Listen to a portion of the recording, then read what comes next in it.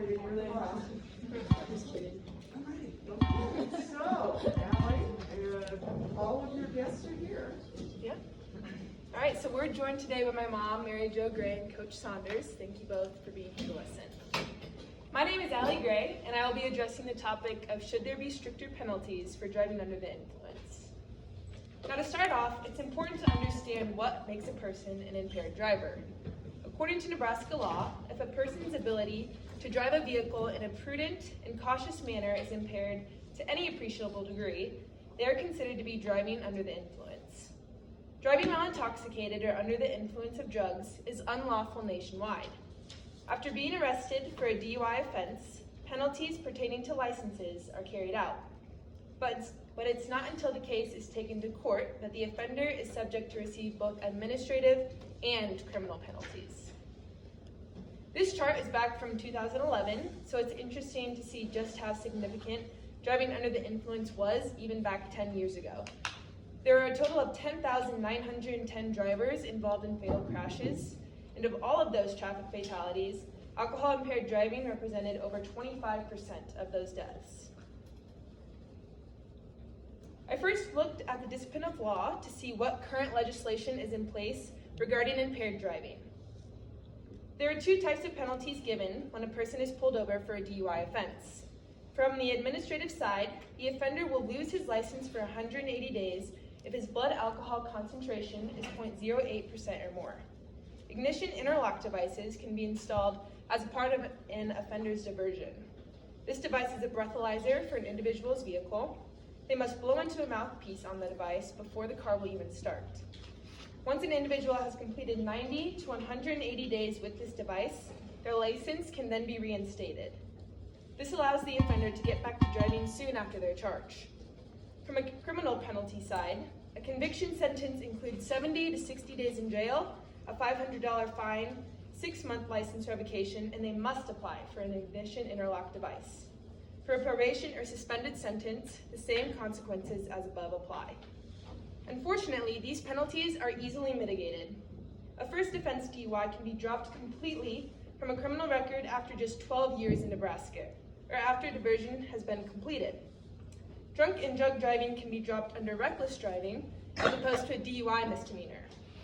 Even if these penalties can't keep impaired drivers off the road completely, they do stand to enforce human rights through the Catholic social teaching of rights and responsibilities. God has granted each of us certain responsibilities to one another, to our families, and to the larger society. Next, the psychology behind driving under the influence.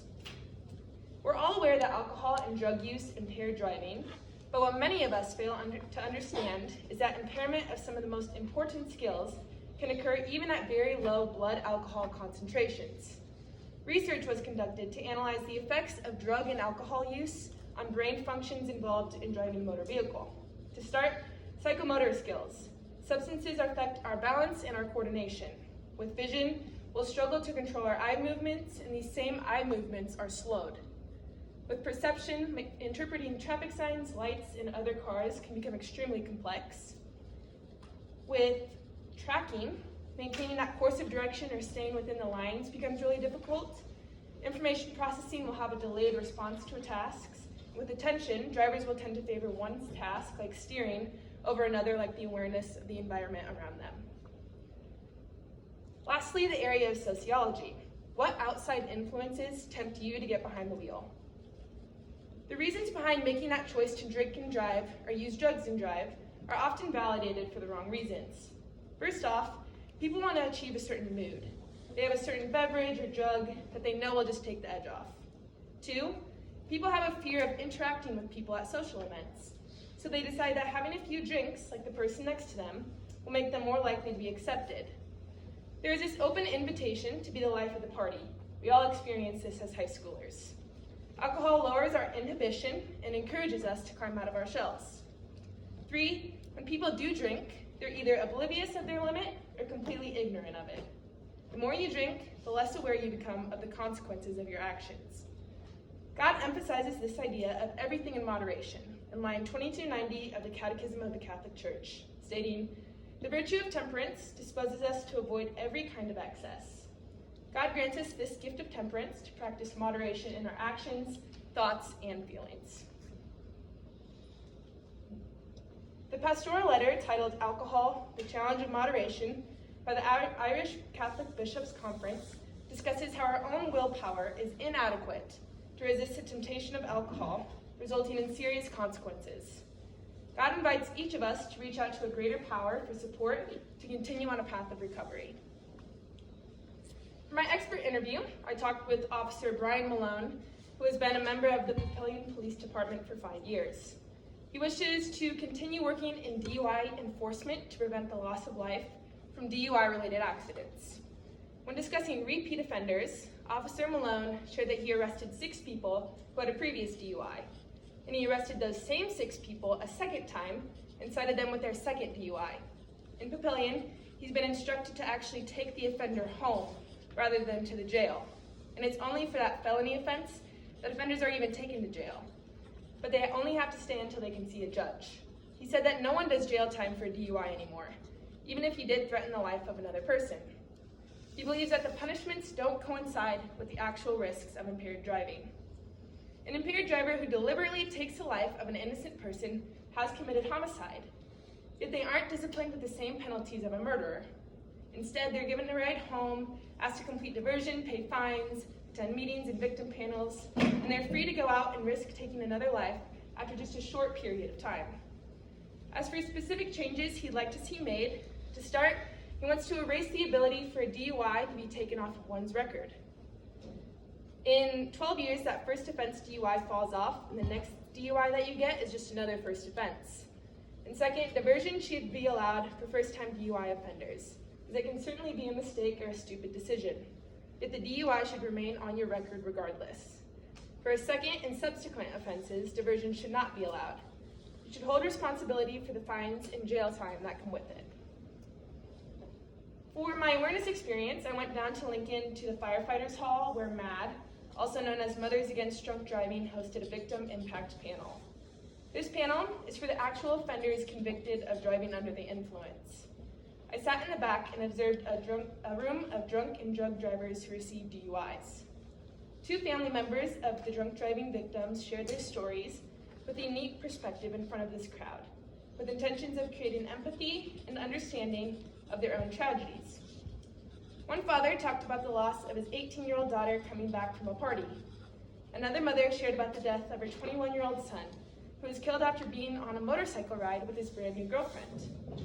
In both cases, the drunk drivers who took their loved ones never apologized, and they were let out of jail in less than 4 years for their actions. Both speakers strongly emphasized that they were not there to blame or judge, but to describe how their lives and the lives of their families and friends were affected by the crash. In 2 Timothy chapter 2, verse 15, it states, "Do your best to present yourself to God as one approved, a worker who does not need to be ashamed, and who correctly handles the word of truth." The goal of this victim impact panel is to leave a permanent impression that leads to changes in the offender's thinking and behavior to prevent future offenses. For my action plan, I researched 2 organizations that are working to fight the injustice of driving under the influence. As mentioned earlier, MAD, Mothers Against Drunk Driving, is an organization whose mission is to end drunk driving, help fight drug driving, support the victims of these violent crimes, and prevent underage drinking. They serve the victims and survivors of drunk and drug driving, and they've served 840,000 victims. For community involvement, they encourage the public to give through financial donations, honor by creating an online tribute page, and act by lobbying and volunteering. MAD believed that 2 things will help contribute to imposing stricter penalties for DUI offenders: prevention and invention.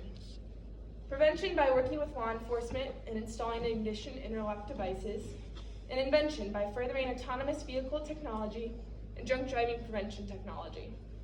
Their work portrays the Catholic social teaching of the life and dignity of the human person.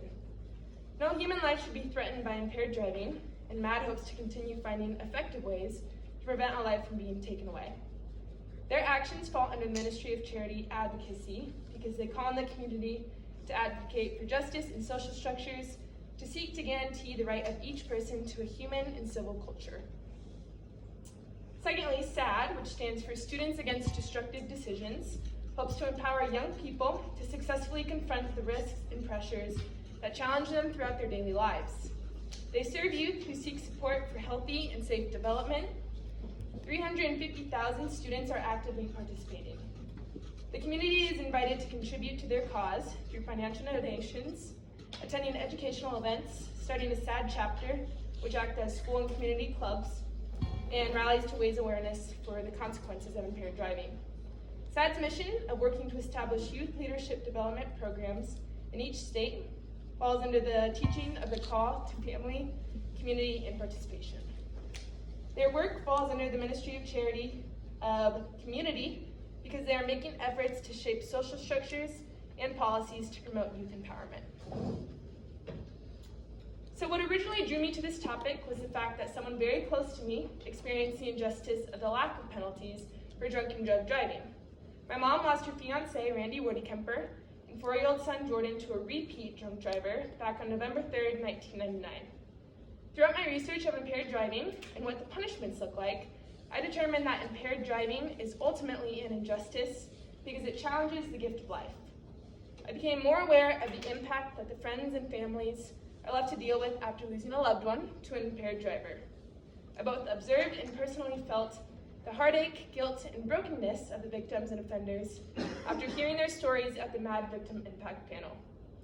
Among this injustice that still exists today, I can always come back to God for a sense of peace. So, should there be stricter penalties for driving under the influence? Absolutely yes.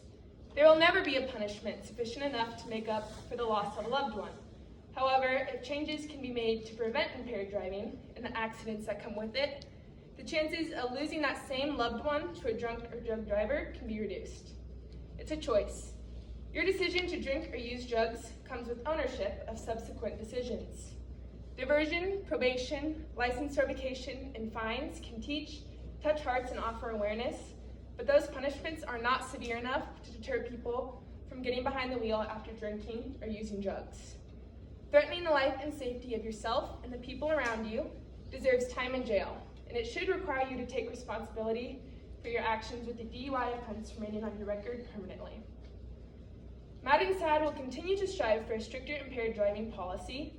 Since they were founded back in 1980 and 1991, drunk driving has been reduced by half. Now for your impact. I remind you to always say I love you to your loved ones. Plan ahead or offer yourself to be a designated driver. And don't be afraid to take away someone's keys if they're about to get behind the wheel. Thank you. Go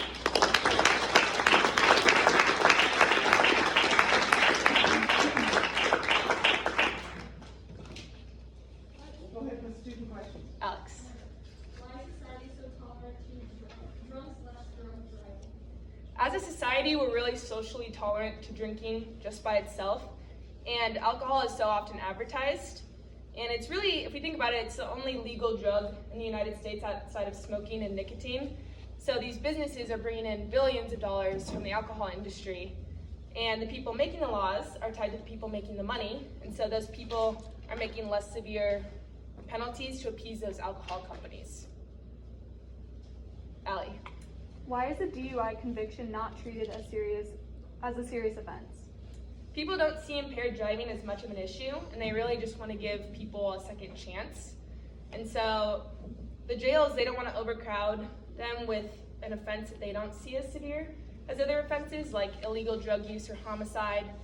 And oftentimes people see that DUI offense as someone just getting pulled over on the side of the road for drinking. But a vast majority of those DUIs are actually the results of a serious accident or a fatal accident where death was involved. Massachusetts wants to lower the blood alcohol concentration limit to 0.05% to help impaired driving. What opinions did you find on that? In my expert interview with Officer Brian Malone, he stated that lowering that limit to 0.05% would actually be a very poor decision because there's scientific study to show that impairment starts around that 0.05%. So that would just make people more confident in their driving abilities, and regardless, they're still in that impaired state and at risk for causing more accidents. Okay, so through your interview and through your research, you talked about these inconsistencies with enforcing the law. So it's not, I mean, it sounds like we could make a lot of laws, but it's really gonna be up to the department to enforce them. Did the officer in Papillion talk about like even crossing the line into Omaha? Is it different, or like is Lincoln different? What did they say about that? I mean, overall, like the option to like go to court and having to go to court and stay there and go to jail until you can see a judge, that all remains the same. But the only thing that I found different from Papillion in Omaha is the fact that he's been instructed to drive the actual offender home. Yeah. Ellie, do you know how many states have the interlocked devices in the United States? Mhm. All of them are required for like a second and subsequent offenses. And I know Massachusetts, I'm sure there's others, but I know Massachusetts has been requiring them for a first offense. So if you do get a DUI that first time, then you are required to have that device installed. In Arizona too, I think. Arizona, yeah. Yeah. Yeah. Thank you very much. Yeah.